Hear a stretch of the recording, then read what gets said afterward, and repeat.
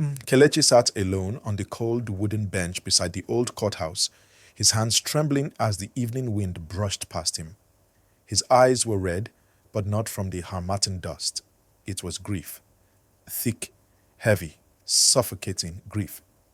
He had just buried his father that morning, but instead of mourning in peace, he was preparing for a battle he never imagined he'd fight. A battle against his own blood. His uncle, Chief Obinna, had stolen everything. All his father's land, all the savings, even the house they grew up in. Kelechi looked down at the brown envelope in his hand. Inside it were the final documents his father had left behind. Documents he found only after the funeral, hidden inside an old metal box under the bed. Documents that proved the inheritance was never meant for Obinna. He swallowed hard. He wasn't just fighting for land, he was fighting for truth. He closed his eyes. The memories came like a flood. Before everything shattered, life in Umokoro village had been simple. Kelechi grew up watching his father, Ozuemena, work the fields from sunrise to sunset. His father was not rich, but he was respected. A man who built everything he had with sweat and bare hands. Their closest relative was Ozuemena's elder brother, Obinna. Back then, Chief Obinna wasn't yet a chief. He was just a charming, loud, ambitious man who visited often, always with big laughter and bigger promises. "Kelechi, my boy," he would shout as he lifted him up. "You will never suffer. Whatever belongs to your father belongs to you." Everyone believed him, especially Kelechi. When Kelechi's mother died, Obinna stepped in and helped the family. He brought food. He paid school fees sometimes. He spoke sweet words to the villagers.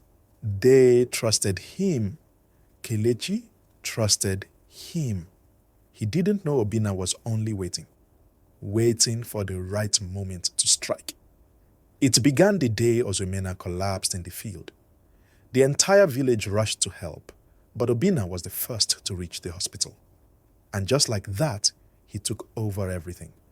Hospital bills, family discussions, estate management, even access to Ozuemena's personal documents. Kelechi didn't question it. He believed Obinna was saving them. But beneath the surface, Chief Obinna was weaving his trap.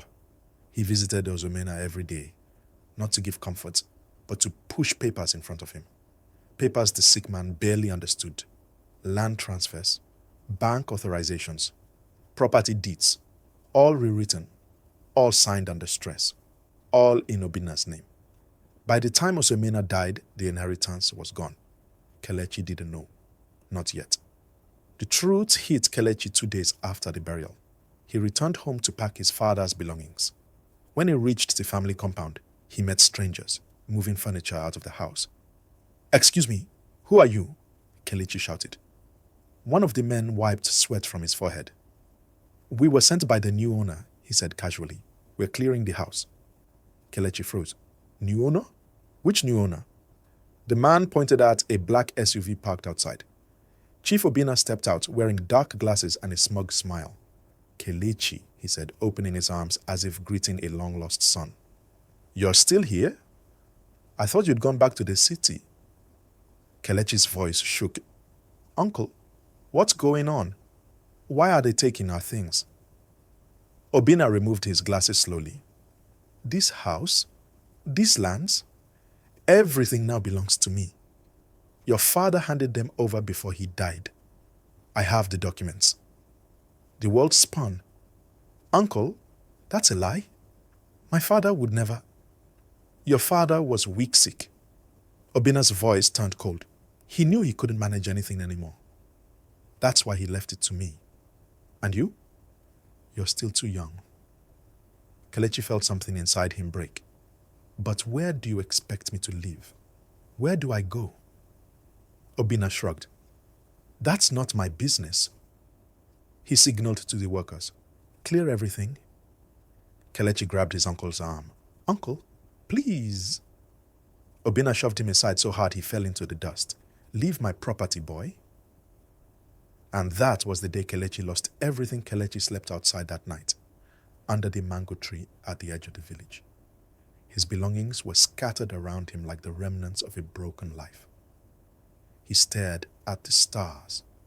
Tears came quietly. He didn't even know he was crying until he felt his face wet. The betrayal was worse than the loss. This was someone he once called father, someone he trusted, someone who promised he would never suffer.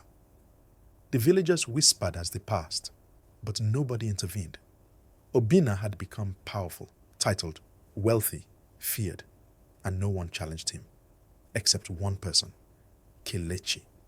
He sat up, wiping his face. "No," he whispered. "I will not let my father's sweat go like this." Just then a thought struck him. Something his father once said, "Every truth sleeps, but one day it wakes up." Those words lit a fire in him. He left the mango tree and walked back to the old house. Under his father's bed, he found a rusted metal box. Inside were letters, receipts, copies of deeds, even a will, a valid will.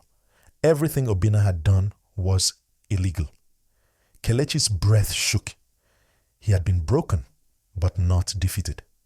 The battle was just beginning.